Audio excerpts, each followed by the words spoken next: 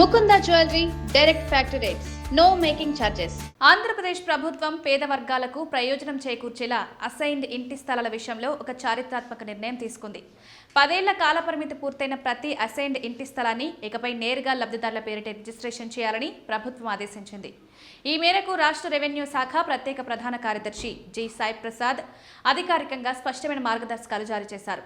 ఈ నూతన విధానం ద్వారా దశాబ్దాలుగా ఇళ్ల స్థలాలుండి కూడా హక్కులు లేక ఇబ్బందులు పడుతున్న లక్షలాది మంది పేద కుటుంబాలకు పూర్తి స్థాయి శాశ్వత హక్కులు కల్పించనున్నాయి. పేదల సంక్షేమమే ధ్యేయంగా ప్రభుత్వం ఈ నిర్ణయం తీసుకుందని రాష్ట్ర రెవెన్యూ మంత్రి అనగాని సత్యప్రసాద్ వెల్లడించారు.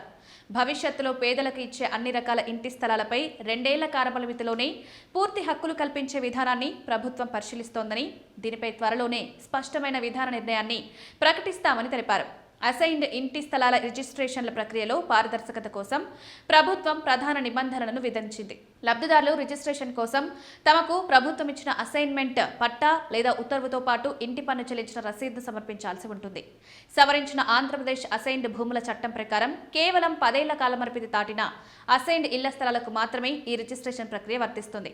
ఒకవేళ అసలు లబ్ధిదారుడు మరణించినట్లయితే వారి వారసులు రిజిస్ట్రేషన్ చేసుకోవచ్చు. దీనికోసం అసలు పట్టాదారు మరణ ధృవీకరణ పత్రం, ఫ్యామిలీ మెంబర్ సర్టిఫికేట్ను సమర్పించాల్సి ఉంటుంది. రిజిస్ట్రేషన్ పూర్తయిన తర్వాత లబ్ధిదారులు తమ వ్యక్తిగత లేదా ఆర్థిక అవసరాల కోసం ఆ భూములను బ్యాంకుల్లో తనఖా పెట్టి రుణాలు పొందొచ్చు.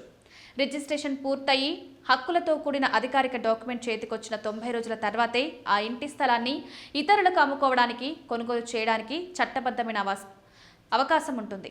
10 ఏళ్ల గడువు తీరిన అసైన్డ్ స్థలాలు గతంలో వన్ టైం సెటిల్మెంట్ కింద రెగ్యులరైజ్ అయిన ఇల్లు నిషేధిత జాబితాలో ఉన్నప్పటికీ అక్కడ ఇల్లు నిర్మించి ఉంటే రిజిస్ట్రేషన్కు అనుమతించాలని స్పష్టం చేశారు. నకిలీ పత్రాలతో వచ్చే వారిపై కఠిన క్రిమినల్ చర్యలుంటాయి. దీంతో పాటు రాష్ట్రంలో దశాబ్దాలుగా పెండింగ్లో ఉన్న భూ సమస్యల పరిష్కారానికి ప్రభుత్వం ముందడుగు వేసింది.